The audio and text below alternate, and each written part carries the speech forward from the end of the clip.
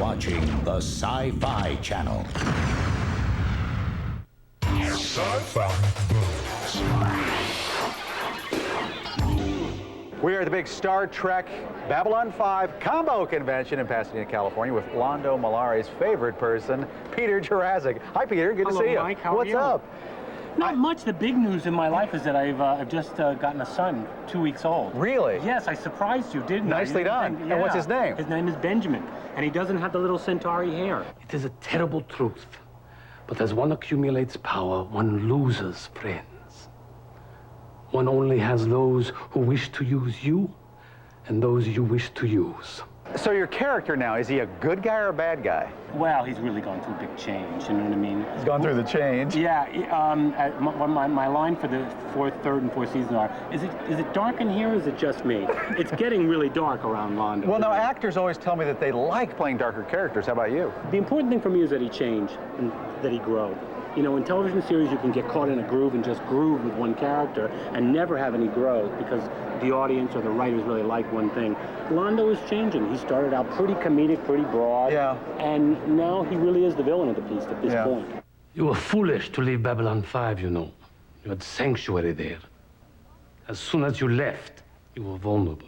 You got to get tired of wearing that Patti LaBelle hairdo. No, absolutely not. Of course not. No, of course not. You know what? Again, they pay me a meager salary to do it. But Meager? Yeah, it's a tiny little salary. But you know, part of it is putting on the wig, so I do it. How long does that take?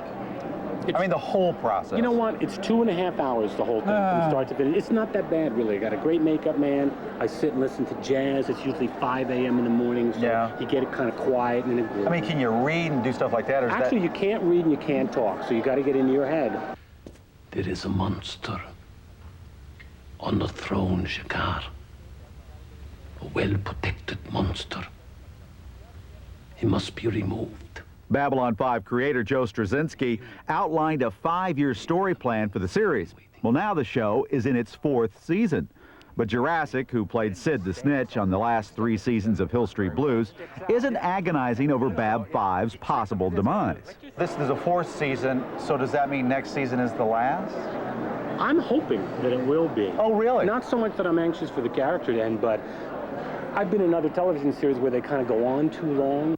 Every time I find one listening device and remove it, they plant another. When you come to these conventions, do people recognize you? Real fans of Babylon 5, or somebody who was a big Hill Street fan, or, you know, they will recognize. The nice thing about being a character actor is that rather than hordes of people around, you get 1 or 2 people who come up to you and say, didn't you go out with my sister? Or you owe me a couple of Centauri ducats, don't you? Or something like that. So I hear you're writing a sci-fi novel. It's not a B5 novel. It's called Diplomatic Act and written with a wonderful writer who sci-fi fans might know named Bill Keith Jr. 50-some books. And it was a real trip and a lot of fun to take off on Hollywood. And when will it be out?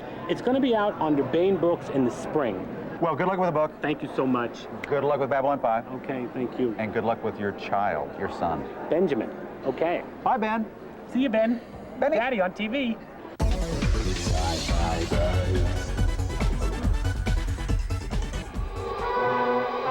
There he is. Considered one of the best monster movies of all time, The Creature from the Black Lagoon might have become a run-of-the-mill B-movie without the guiding hand of the late director Jack Arnold. Arnold, whose long career encompassed many genres, is best known for his influential 1950s sci-fi and horror work. I've got to see you as you really are. Come out or I can't take the responsibility of protecting you. Arnold began his career as an actor before turning to directing feature films in the early 50s. One of his projects was Universal Studios' It Came from Outer Space, based on a Ray Bradbury story. The film centers on a group of aliens who attempt to blend in with the locals while their spaceship is rebuilt. Don't be afraid. It is within our power to transform ourselves to look like you. Steven Spielberg reportedly said that It Came from Outer Space had an enormous influence on him and his own film, Close Encounters of the Third Kind. Universal Studios was apparently happy with the picture as well, and in 1954 turned to Jack Arnold to help them resurrect their movie monster franchise. The Creature from the Black Lagoon became one of the biggest box office hits of the 50s, and is arguably the last great true movie monster. Arnold helped design the look of the Beastie, as he liked to call the creature, but it was makeup artist Bud Westmore who was ultimately responsible for making the $12,000 fish suit. Whatever the species might be, if you let it alone, it won't bother you. Yeah, maybe. But if you're wrong, this harpoon will correct any mistakes. And while the Gillman outfit looked great, it was director Jack Arnold's vision for the story that turned it into a classic. His ability to make the grotesque green-skinned monster a sympathetic character clearly demonstrates his amazing filmmaking skills. This is an emergency. The Gillman has escaped. Please clear the ocean area. Get out, everybody. Not surprisingly, the success of the creature from the Black Lagoon spawned a sequel, Revenge of the Creature. Again, with Arnold at the helm, our favorite fish man was out cruising for good-looking babes. In the original climax of Revenge of the Creature, the Gill Man was to have communicated with scientists.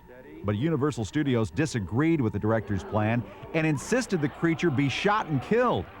And while the Beastie would swim for yet another sequel, Arnold was instead off directing another kind of monster. But what if circumstances magnified one of them in size and strength? Then expect something that's fiercer, more cruel and deadly than anything that ever walked the earth. In 1955, Jack Arnold ventured into the world of special effects with his film Tarantula. The giant spider was created by taking real-life spiders and blasting them with air to control their movements. Then, through the use of special effects, you have one big old nasty-looking spider. Arnold used his giant spider effect again on The Incredible Shrinking Man. This special effects-laden film also included colossal cats, raging floods, and the use of gigantic props. It kept late 50s era audiences glued to their seats.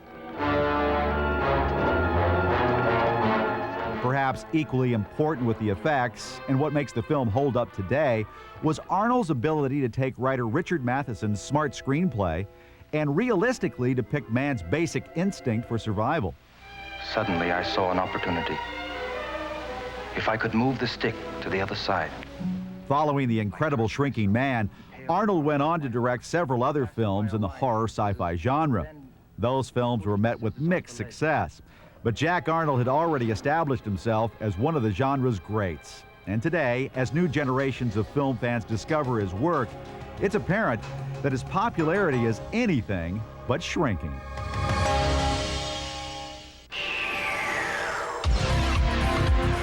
If you think you're obsessed with comic books, then you haven't met this man. But you will, next.